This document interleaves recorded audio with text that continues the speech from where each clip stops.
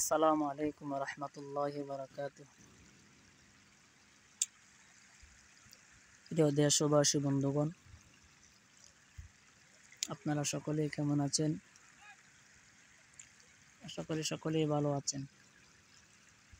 তো সকলকে শুভ বিকালের শুভেচ্ছা জানাচ্ছি। তো বহুদিন যাবৎ আপনাদের সামনে আমি লং ভিডিও উপস্থিত করতে পারি না। আজ একটি লং ভিডিও নিয়ে আসলাম। বিকেলবেলা ঘুরতে আসলাম নীলাদ্রি লেক। খুব সুন্দর লাগতেছে। পাশে আছে ইন্ডিয়ার বর্ডার,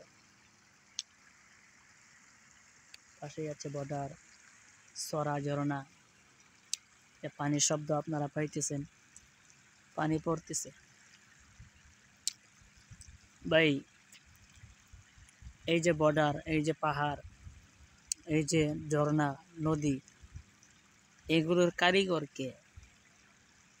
এগুলো কে বানাইছে? এগুলো কে বানাইছে ভাই? এগুলো কর্ণওয়ালা জাতকে আকাশ সৃষ্টি করেছে, জমিন সৃষ্টি করেছে,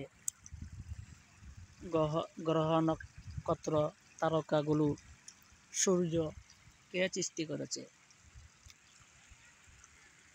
চিন্তা করে দেখেন, আল্লাহ সুবহানাহু ওয়া তাআলা সব কিছু সৃষ্টি করেছে।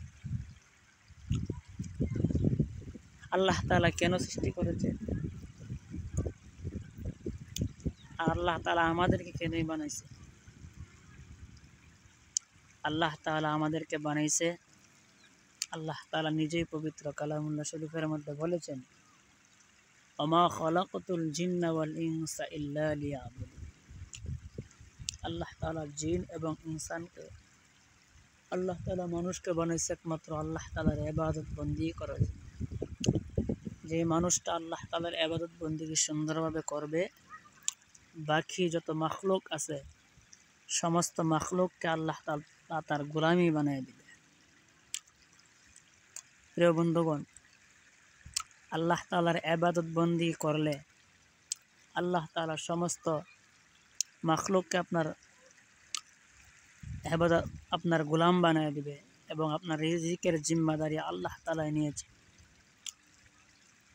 দেখেন, এই পাহাড় থেকে অনেকে রিজিক পাচ্ছে, এই পানি থেকে, এই ঝর্ণা থেকে অনেকে রিজিক পাচ্ছে। কিভাবে? পাহাড়ের মধ্যে আল্লাহ তাআলা অসংখ্য অগণিত নিয়ামত রাখছে। এই নিয়ামতগুলো আল্লাহর বান্দারা বুক করতেছে, খাইতেছে। আল্লাহ তাআলা পাহাড় থেকে পানি দিয়েছে, সেই পানি দিয়া আপনার বাংলাদেশে অনেক উপকার হচ্ছে। কীরকম? আমরা যে ফসল করি, আমরা যে ক্ষেত করি, সেই ফসলের জমিন, যে ক্ষেতের জমিন, ক্ষেতগুলো, ফসলগুলো পানি ছাড়া কিন্তু হবে না। এই জন্য আল্লাহ তাআলা সব কিছু যে বান্দার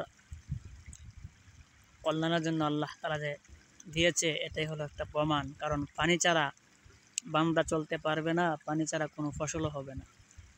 প্রিয় বন্ধুগণ, আসুন আল্লাহ তাআলার নিয়ামতের শুকর আদায় করি, আল্লাহ তাআলার ইবাদত বন্দেগী বেশি বেশি করি।